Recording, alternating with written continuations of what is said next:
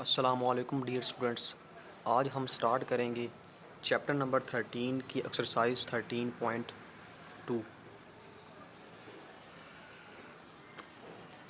इस चैप्टर की जो एक्सरसाइज 13.2 है ये बहुत इम्पॉर्टेंट है according to examination point of view.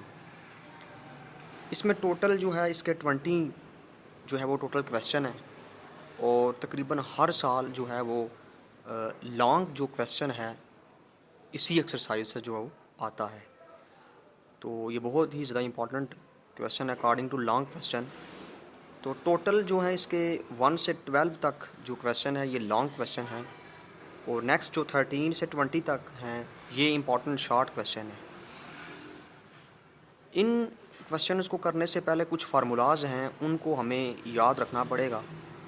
उन फार्मूलाज जो हैं वो अगर आप उनको याद रखते हैं और आपको उन फार्मूलों को अप्लाई करना अगर आता हो तो इजीली इस एक्सरसाइज को जो है वो किया जा सकता है। चलें सबसे पहले वो फार्मूले देखते हैं, वो कौन से फार्मूले हैं जिनकी बेस के ऊपर हम इस एक्सरसाइज को स्टार्ट करेंगे।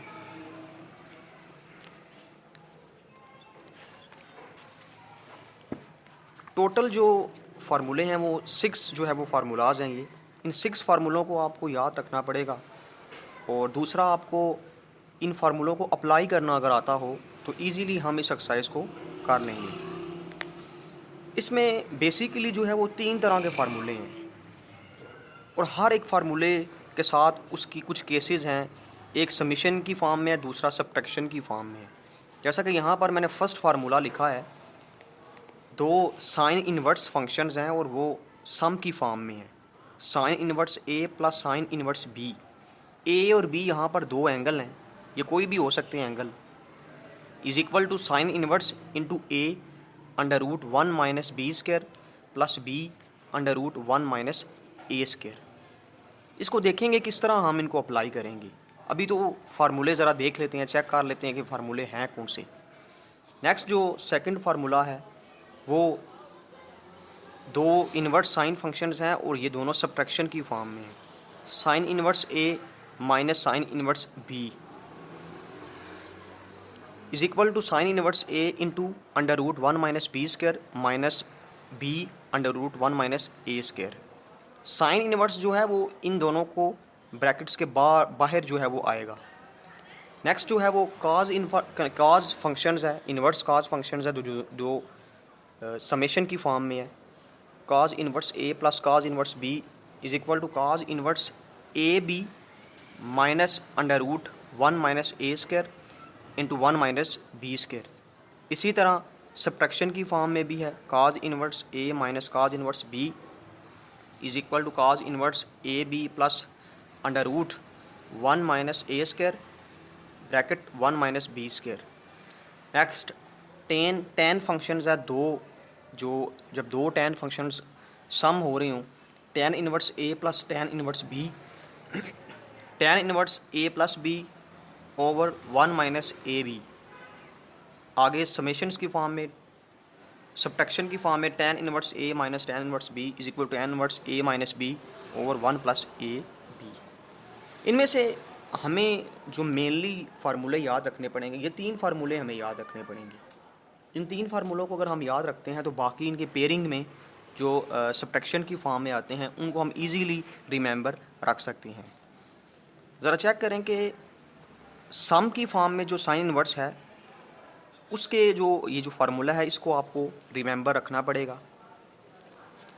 सब्ट्रैक्शन की फॉर्म में क्या होगा कि जस्ट साइन जो है वो चेंज होगा, माइनस में प्लस है यहाँ पर माइनस आ जाएगा, बाकी यहाँ पर भी प्लस से माइनस आ जाएगा। बाकी बिल्कुल टोटली वही जो है वो फार्मूला है, सिर्फ इसमें साइन की चेंजिंग है, यहाँ पर प्लस है यहाँ पर माइनस आ जाएगा।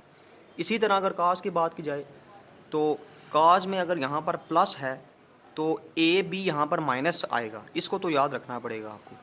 और आगे जो है वो अगर सब्ट्रैक्शन के केस में बात करें तो यहाँ पर अगर माइनस है तो यहाँ पर प्लस आएगा, यानी कि यहाँ पर अगर माइनस है तो यहाँ पर प्लस होगा। तो इस तरह अगर टेन की बात की जाए तो टेन में अगर प्लस है तो A plus B 1 minus A B है, यानी कि यहाँ पर अगर प्लस है तो यहाँ पर साइन चेंज होगा। और माइनस के केस में अगर यहाँ पर माइनस है तो यहाँ पर तो वही साइन होगा, लेकिन इसके जो डिनोमिनेटर है वहाँ पर जो है वो साइन चेंज होगा। चलें हम इसको ज़रा देखते हैं किस तरह हम इसको अप्लाई करते हैं। एक्सरसाइज 13.2 का जो फर्स्ट क्वेश्चन है, फर्स्ट क्वेश्चन है हमारे पास sine inverse 5 divided by 13 plus sine inverse 7 divided by 25 is equal to cos inverse 25 3 over 325 253 divided by 325। अब इन दोनों साइड्स में से हमेशा हम बात करते हैं कि मैथमेटिक्स में हम वो साइड चूज़ करते हैं जो मोर कॉम्प्लेक्स हो, जो थोड़ी सी बड़ी फॉर्म नज़र हमें आ रही हो, उसको चूज़ करके हम जो है वो एक सिंपल फॉर्म जो है वो ड्राइव करते हैं। तो यहाँ पर बज़ाहिर नज़र आ रहा है कि हमने चूँकि जो फार्मूले 6 फार्मूले जो हमने याद रखे हैं उनको अप्लाई करना है।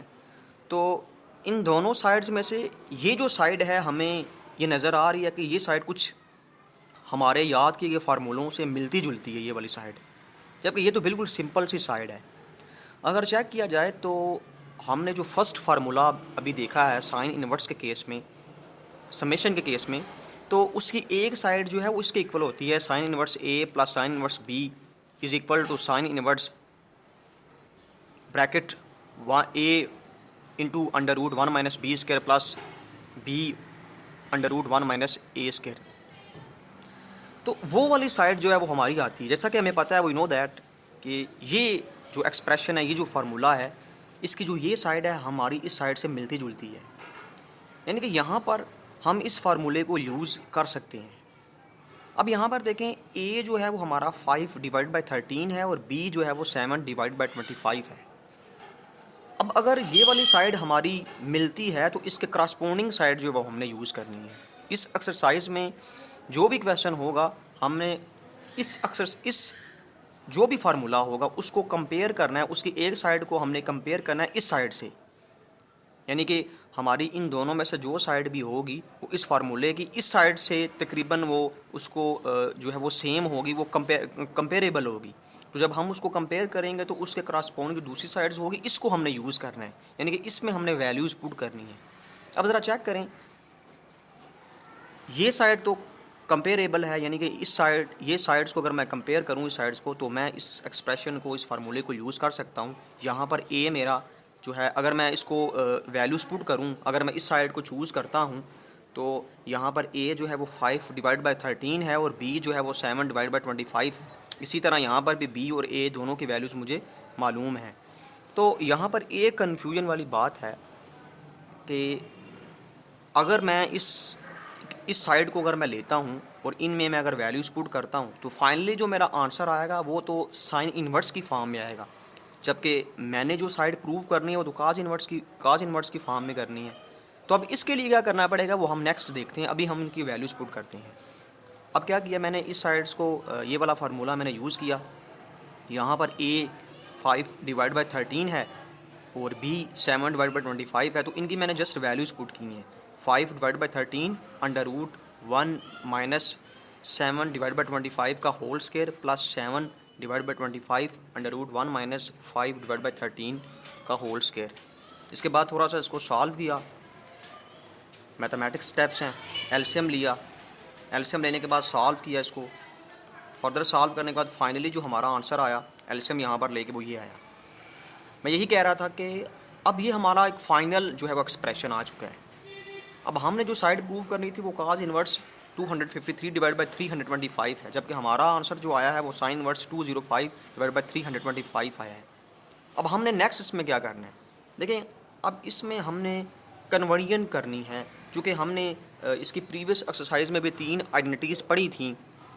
अब उन 3 आइडेंटिटीज़ को यूज़ करते हुए हम एक ट्रिग्नोमेट्रिक फंक्शन से दूसरे ट्रिग्नोमेट्रिक फंक्शंस में इजीली हम जो है वो कन्वर्ट हो सकते हैं। चूँकि जो कि मेरा आंसर जो है वो साइन में आया और मैं जो है वो काज में अपना आंसर चाहता हूँ, तो इसलिए मैं क्या करूँगा, फ़र्स्ट ऑफ़ ऑल इस साइड्स को मैं एक थीटा की इक्वलेट करूँगा। मैंने इसको थीटा की इक्वलेट किया, यहाँ से साइन इन्वर्स से साइन थीटा आ गया जो कि है 205 डिवाइड बाई 325। अब मैं क्या करूँगा, इस आइडेंटिटी को यूज़ करूँगा, क्योंकि मुझे पता है कि ये एक ऐसी आइडेंटिटी है अगर मेरे पास आंसर साइन में हो तो मैं इजीली इसको काज में कन्वर्ट कर सकता हूँ।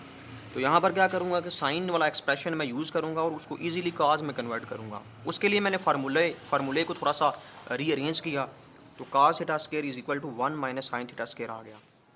यहाँ पर क्या करूँगा, साइन थीटा जो है इसकी वैल्यूज़ मैं यहाँ पर पुट करूँगा। तो साइन थीटा की मैंने वैल्यू यहाँ पर पुट की, थोड़ा सा सिंप्लीफाई किया, तो काज थीटा मेरे पास ये आ गया। चूँकि मुझे आंसर जो है वो काज इन्वर्स में चाहिए, इसलिए मैंने यहाँ पर थीटा को यहाँ पर रहने दिया और काज को उस साइड पे ले गया, तो ये काज इन्वर्स हो गया।